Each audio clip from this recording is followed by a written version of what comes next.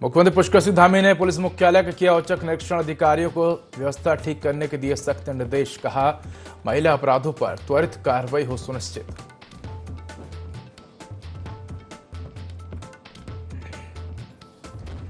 उत्तराखंड के कृषि मंत्री गणेश जोशी पर आय से अधिक संपत्ति अर्जित करने का आरोप। कैबिनेट के निर्णय के बाद कोर्ट सुनाएगी फैसला। न्यायालय ने मामले में सुनवाई के लिए 19 अक्टूबर की तिथि निर्धारित की।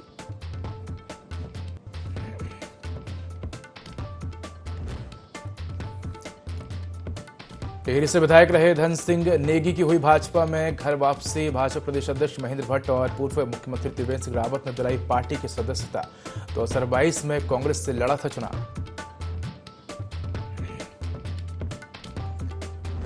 उत्तराखंड में अगले 3 दिनों तक सक्रिय रहेगा मानसून। हल्की से मध्यम बारिश की संभावना। देहरादून, पौड़ी, बागेश्वर, नैनीताल और उत्तरकाशी में भारी बारिश की संभावना।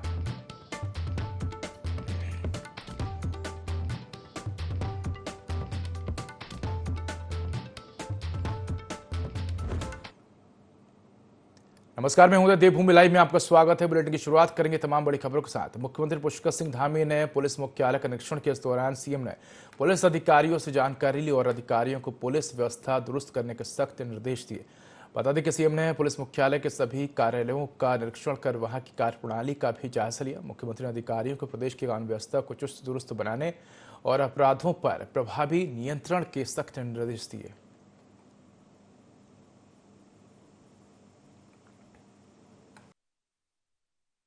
पूरे राज्य की पुलिस व्यवस्था इस मुख्यालय से चलती है, इसलिए आज यहाँ पर आकर सभी अधिकारियों से वार्ता भी की है, सबसे चर्चा की है और कुछ सुझाव भी लिए हैं। कुछ ज़रूरी जो काम हैं राज्य में और व्यवस्थाएं अच्छी हों, महिला अपराध कम हों, कानून व्यवस्था और हमारी अच्छी बने और ज़रूरतमंद लोगों को तत्काल पुलिस की सहायता मिले।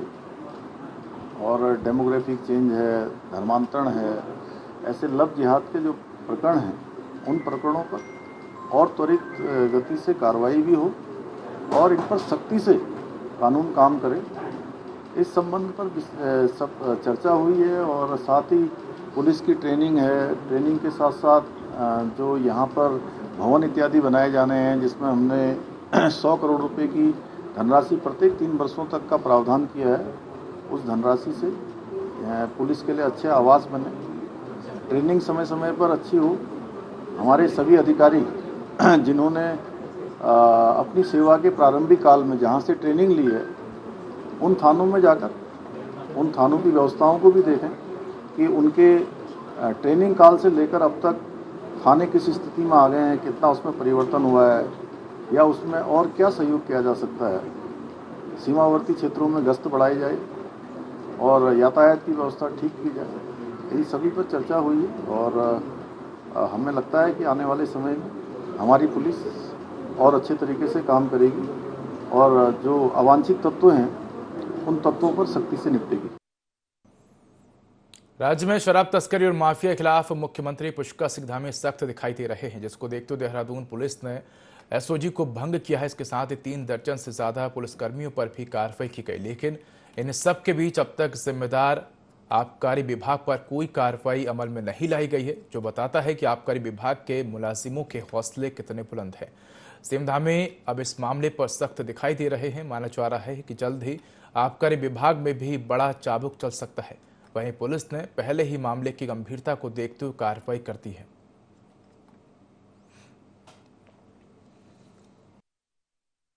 जहाँ पर भी चूंकि विभिन्न माध्यमों से मुझे शिकायतें प्राप्त हुई थी, उन्हीं शिकायतों के माध्यम से कार्रवाई हुई है और कोई कार्रवाई कल हो गई तो आगे नहीं होगी, ऐसा नहीं है।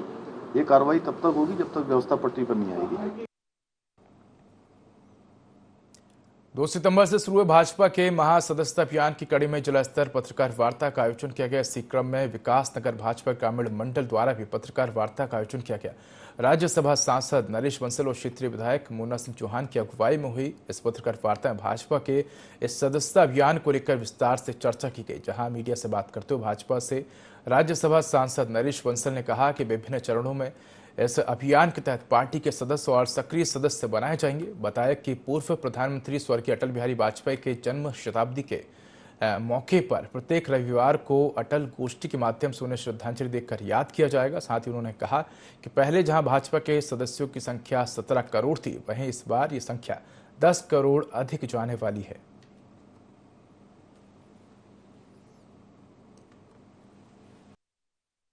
30 अगस्त को सभी बूथों पर कार्यशाला हुई है। 2 सितंबर को हमारे राष्ट्रीय अध्यक्ष जी ने माननीय प्रधानमंत्री जी को सदस्य बनाकर इस अभियान की शुरुआत की। 3 सितंबर को हमारे प्रदेश अध्यक्ष जी ने हमारे यशस्वी मुख्यमंत्री श्री पुष्कर सिंह धामी जी को सदस्य बनाकर इसका प्रारंभ किया और आज सभी जिलों में 19 के 19 संगठनात्मक जिलों में प्रेस कॉन्फ्रेंस के माध्यम से इस अभियान की शुरुआत की जा रही है। ये अभियान 2 चरणों में चलेगा। 2 सितंबर से 25 सितंबर तक हम घर घर जाकर के विशेष प्रयास करके सभी को सदस्य बनाएंगे। राजधानी देहरादून में जागर ढोल सांस्कृतिक उत्सव का आयोजन किया गया, जिसमें राज्य के सीएम पुष्कर सिंह धामी, कई कैबिनेट मंत्री सहित कई गणमान्य लोगों का जमावड़ा लगा। कार्यक्रम में पहुंचे सीएम धामी ने कहा कि इस तरह के कार्यक्रमों से प्रदेश की संस्कृति को बढ़ावा मिलता है।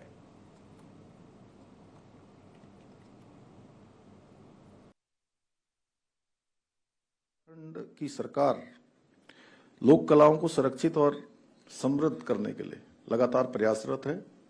इसी सभागार में हमने साहित्य के क्षेत्र में काम करने वाले नवोदित उदयमान हमारे जो प्रतिभावान साहित्यकार हैं, साहित्य के क्षेत्र में काम करना चाहते हैं, उनके प्रोत्साहन की भी हमने अनेक योजनाएं शुरू की हैं।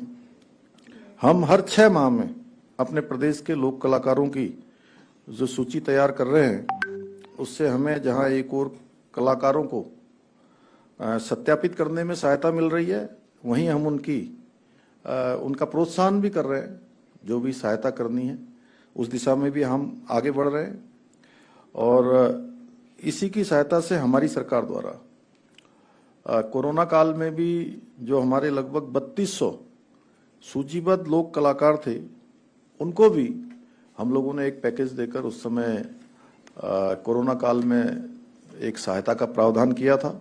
इसके अलावा हम लोक कला के क्षेत्र में अपना जीवन समर्पित करने वाले 60 वर्ष से अधिक आयु के वृद्ध और अस्वस्थ लोक कलाकारों को भी प्रतिमाह 3000 रुपए की पेंशन का भी ये भी प्रावधान किया गया है।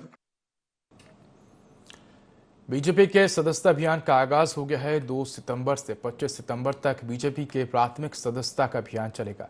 हल्द्वानी बीजेपी कार्यालय में नैनीताल लोकसभा सीट से सांसद अजय भट्ट ने सदस्यता ली। इस दौरान विधायक लाल कुआ, विधायक काला डूंगी और नैनीताल जिलाध्यक्ष मौजूद रहे। अजय भट्ट ने कहा कि पार्टी कार्यकर्ताओं के साथ साथ आम जनता भी पार्टी की सदस्यता ले रही है। प्राथमिक सदस्यता का काम पूरा होने के बाद समीक्षा होगी और इसके बाद दूसरा चरण शुरू होगा, जिसमें सक्रिय सदस्यता का अभियान चलेगा।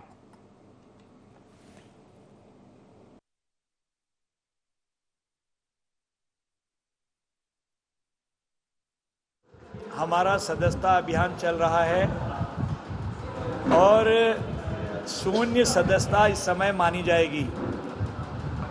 3 साल के बाद हमारी सदस्यता का नवीनीकरण होता है। सबको दोबारा से सदस्यता लेनी पड़ती है। माननीय प्रधानमंत्री जी ने अभी 2 तारीख को सदस्यता ली है।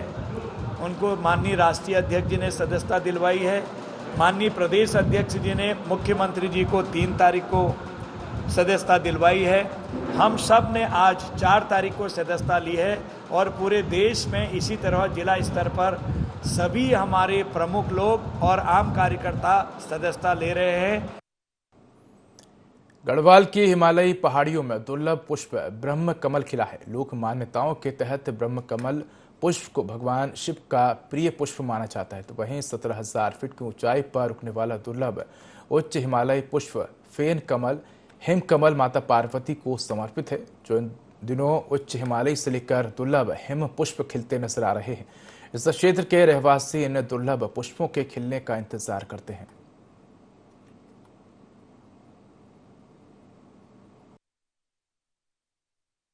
यहाँ पर ब्रह्म कमल और फैन कमल, कस्तूरा कमल आदि दुर्लभ प्रजाति के काफी सारे पुष्प जो मैंने देखे वो बहुतायत से खिले हुए हैं इस बार।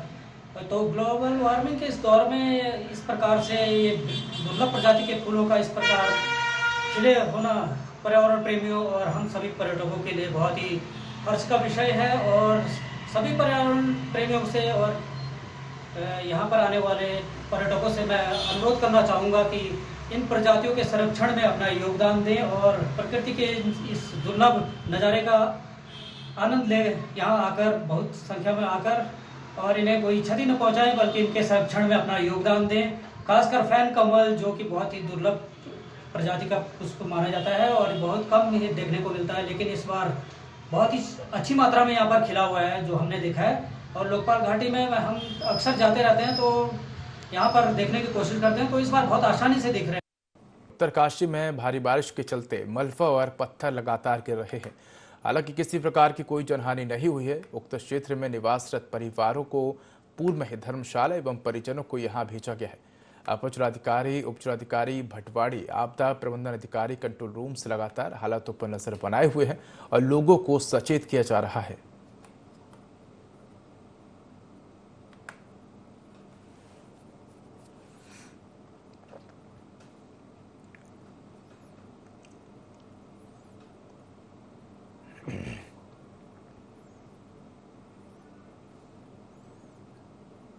उत्तराखंड में भाजपा के संगठन महापर्व का आगाज हो गया है। मुख्यमंत्री पुष्कर सिंह धामी ने भाजपा प्रदेश कार्यालय से इस अभियान की शुरुआत की। सीएम ने खुद टोल फ्री नंबर पर मिस्ड कॉल कर प्रथम सदस्य के रूप में सदस्यता ग्रहण की।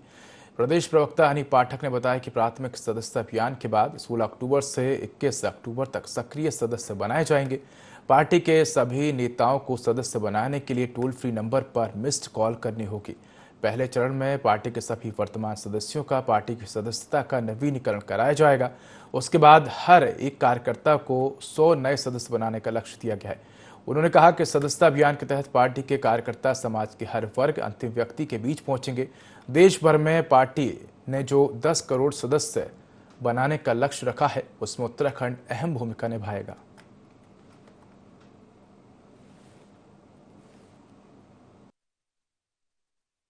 सदस्यता अभियान की शुरुआत हो चुकी है। अब इस रणनीति के तहत जो सदस्यता अभियान हमारा चल रहा है, इसके तहत अब जिलों में जाएंगे, मंडलों में जाएंगे और बूथों में जाएंगे। और हम लोग इसका जो ये हमारा सदस्यता अभियान का एक शुरुआत करी गई है, इसके तहत हर बूथों पर जाके घर घर जाकर हम लोगों को भारतीय जनता पार्टी की सदस्यता दिलाएंगे। और इस सदस्यता अभियान के तहत लास्ट में जो नंबर है 2024, ये इसीलिए किया गया है कि जो भी अब नए सिरे से सभी लोग सदस्य बनेंगे। उत्तराखंड में टिहरी सीट से 2017 में भाजपा के टिकट पर चुनाव जीतकर आए धन सिंह नेगी ने 2022 में भाजपा का दामन छोड़ दिया था।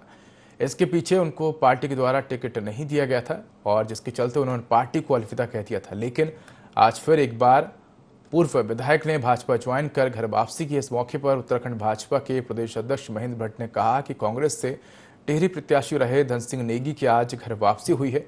उनके पार्टी से आने से टिहरी जनपद में प्रभाव बढ़ेगा और सदस्यता अभियान को और गति मिलेगी। वहीं पार्टी में शामिल हुए पूर्व विधायक धन सिंह नेगी ने कहा कि पहले कुछ गलतफहमी के चलते पार्टी छोड़ी थी, लेकिन आज मेरे साथ सैकड़ों लोगों ने पार्टी की सदस्यता ली है। आगे चुनाव को लेकर पार्टी तय करेगी।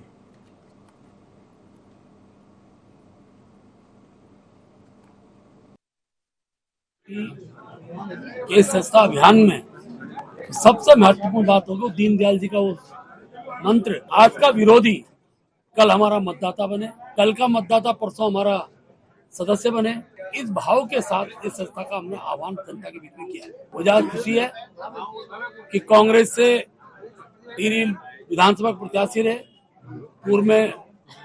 पूर्व विधायक रहे धन सिंह नेगी जी की आज घर वापसी हुई है। धन सिंह जी की वापसी से टिहरी जनपद के भारतीय जनता पार्टी का प्रभाव बढ़ेगा और हमारा जो सस्ता अभियान है उसको उस जनपद में और गति मिलेगी। प्रदेश नेतृत्व के निर्देश अनुसार आज मैंने पुनः घर वापसी की है और जो पूर्व में कुछ मिसअंडरस्टैंडिंग हो गई थी उसके बारे में सब मिलकर बात हुई है और इसलिए आज मैंने भारतीय जनता पार्टी में पुनः घर वापसी की। आदरणीय प्रदेश के नेतृत्व में आदरणीय जी, आदरणीय ज्योति प्रसाद गहलोत जी और प्रदेश के सभी महामंत्री सभी के नेतृत्व में आज पार्टी ज्वाइन की और सैकड़ों कार्यकर्ताओं ने ज्वाइन किया। निश्चित रूप से सदस्य पर्व को हम आगे बढ़ाने का काम करें। कांग्रेस के पूर्व प्रदेश अध्यक्ष गणेश गोथियाल ने प्रदेश के सभी सांसदों से उत्तराखंड की पहाड़ी क्षेत्रों के लिए ओबीसी स्टेटस की पुरजोर वकालत करने की मांग की है, जिसको लेकर भाजपा प्रदेश अध्यक्ष महेंद्र भट्ट का कहना है कि ओबीसी को लेकर संविधान में मानक तय उल्लेखित है। उन मानकों के बाहर कोई चीज नहीं हो सकती। राज्य सरकार जिन जातियों और क्षेत्रों को ओबीसी घोषित करती है, उसके बाद ही केंद्र उस पर निर्णय लेता है।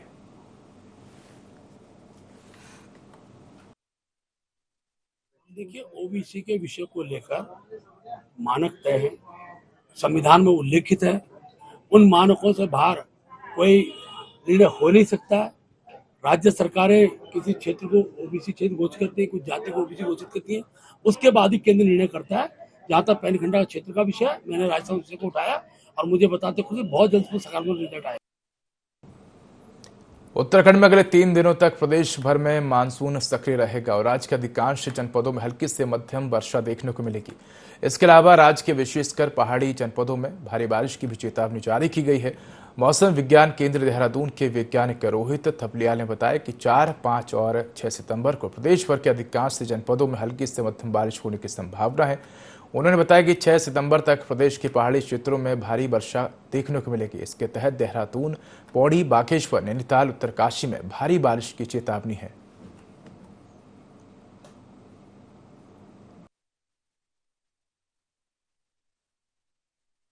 वर्षा की बात करें तो उत्तराखंड में अनेक स्थानों पे हल्की से मध्यम वर्षा मिली है, जबकि कहीं कहीं भारी बारिश मिली है, जैसे कि बागेश्वर और उत्तरकाशी जनपद में। आगे आने वाले टाइम की बात करें तो जो है आज 4 तारीख है, तो 4 तारीख को जो है उत्तराखंड में 4, 5, 6 को ज़्यादातर स्थानों पे हल्की से मध्यम वर्षा मिलने की संभावना है। और उसके बाद जो है 7 तारीख से कह सकते हैं, 7 के बाद जो है थोड़ी वर्षण में कमी की संभावना है, जिसमें जो है लेकिन कुछ स्थानों पे जो है हल्की से मध्यम वर्षा उसके बाद भी मिलती रहेगी। कैबिनेट मंत्री गणेश जोशी के खिलाफ आय से अधिक संपत्ति के आरोपों में विजिलेंस ने मुकदमे की अनुमति के लिए सरकार से अनुरोध किया है।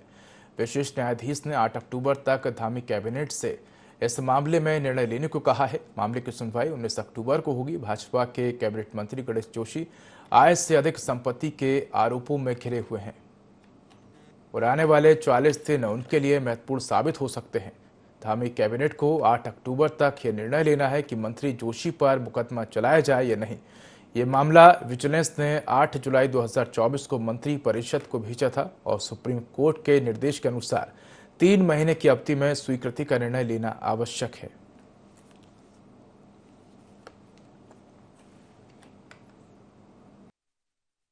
जोशी जी से संबंधित विभागों में लगातार भ्रष्टाचार की शिकायतें आ रही हैं। तमाम समाचारों में बड़ी बड़ी खबरें भ्रष्टाचार की छप रही हैं और उन पर आय से अधिक संपत्ति के भी आरोप हैं, जिसमें विजिलेंस की जांच चल रही है। और कल विजिलेंस न्यायालय ने प्रदेश सरकार को आदेश दिया है कि गणेश जोशी जी पर जो भ्रष्टाचार के आरोप हैं उसमें कैबिनेट फैसला ले कि इन आरोपों की जांच आगे बढ़े या ना बढ़े। अब जीरो टॉलरेंस की सरकार से मुझे उम्मीद है कि जल्दी ही कैबिनेट इस पर अपना फैसला लेगी।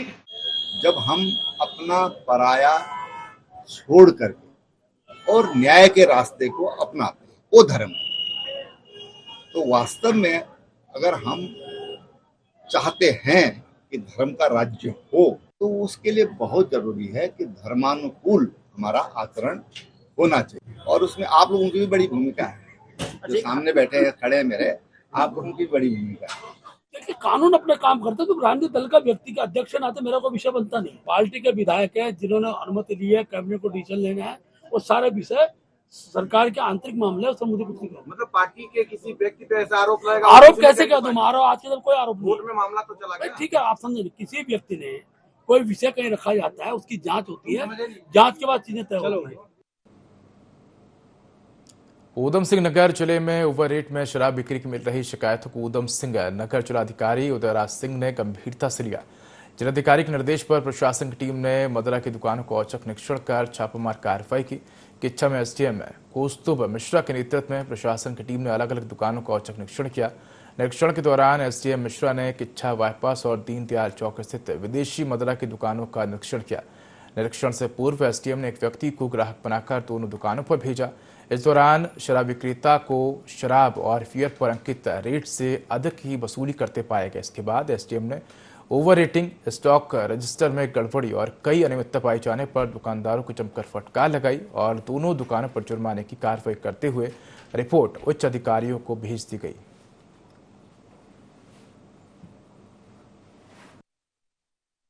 जिलाधिकारी महोदय के निर्देश पर जो शराब विक्रेता थे, अनुज्ञापी थे, उनकी दुकानों पर औचक निरीक्षण किया गया है, जिसमें से कुछ दुकानों में ओवर रेट की शिकायत मिली है। इसके साथ ही किच्छा में कई दुकानों पर पर्ची नहीं दी जा रही थी। इसके साथ ही स्टॉक रजिस्टर मेंटेन नहीं किए गए थे। प्रथम दृष्टया इनके स्टॉक रजिस्टर को सीज किया गया है। इसके साथ ही विभागीय अधिकारियों को नियमानुसार अग्रिम कार्रवाई के लिए निर्देशित किया गया है। ऐसे ही औचक निरीक्षण आगे भी जारी रहेगा और अनुज्ञापी दुकानों पर छापेमारी कार्रवाई की गई।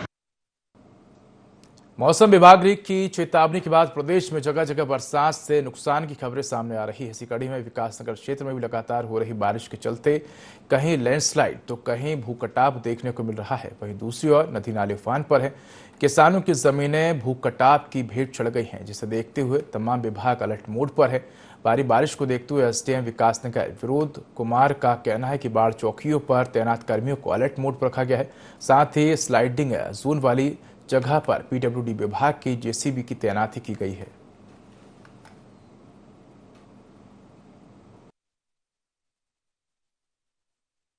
अभी जो नदियां उफान पे, एक तो शिमला बाईपास की तरह हमारे बड़े नाले हैं, वहाँ पे रफ्ते में जाने से लोगों को रोका जा रहा है। और दूसरा, जिन जिन जगहों पे जलस्तर बढ़ा हुआ है वहाँ पे अलर्ट किया गया है कि पानी का जो बहाव है उस तरफ न जाए।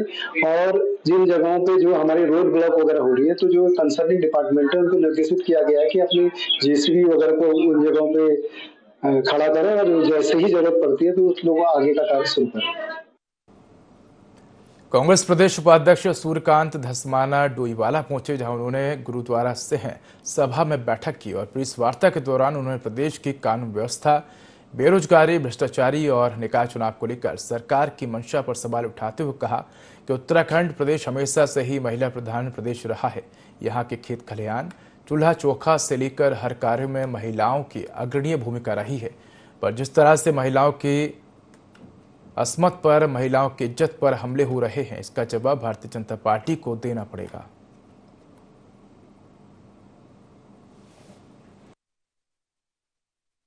महिलाओं के खिलाफ जिस प्रकार के हिंसा के मामले, हत्या के मामले, बलात्कार के मामले, बच्चियों के रेप के मामले, रोजाना कोई ना कोई खबर प्रदेश के किसी न किसी कोने से आती है।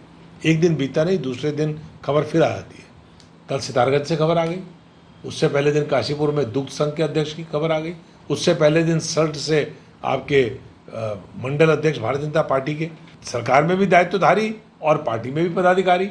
इसी प्रकार से जो पुराने कलेर में शंतशाह में हुआ, वहाँ पर भी जो ओबीसी प्रकोष्ठ का उनका पदाधिकारी था, वो हत्या और बलात्कार के मामले में था।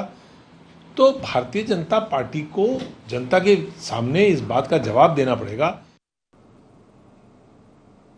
हरिद्वार के व्यस्ततम इलाके रानीपुर मोड़ स्थित ज्वेलर्स शोरूम में दिन दहाड़े 5 करोड़ की डकैती हो गई, जिसके बाद डीजीपी उत्तराखंड अभिनव कुमार हरिद्वार पहुंचे। हरिद्वार पहुंचकर डीजीपी अभिनव कुमार ने पुलिस अधिकारियों से आरोपियों की गिरफ्तारी को लेकर विस्तार से चर्चा की। डीजीपी अभिनव कुमार घटनास्थल पर भी पहुंचे और शोरूम मालिक से वार्ता कर तमाम तथ्य जुटाए। डीजीपी ने कहा कि पूरे मामले में कहीं न कहीं पुलिस से चूक हुई है और ये पुलिस के लिए बड़ी चुनौती है। उन्होंने कहा कि जल्द ही पूरे मामले में बड़ा खुलासा किया जाएगा।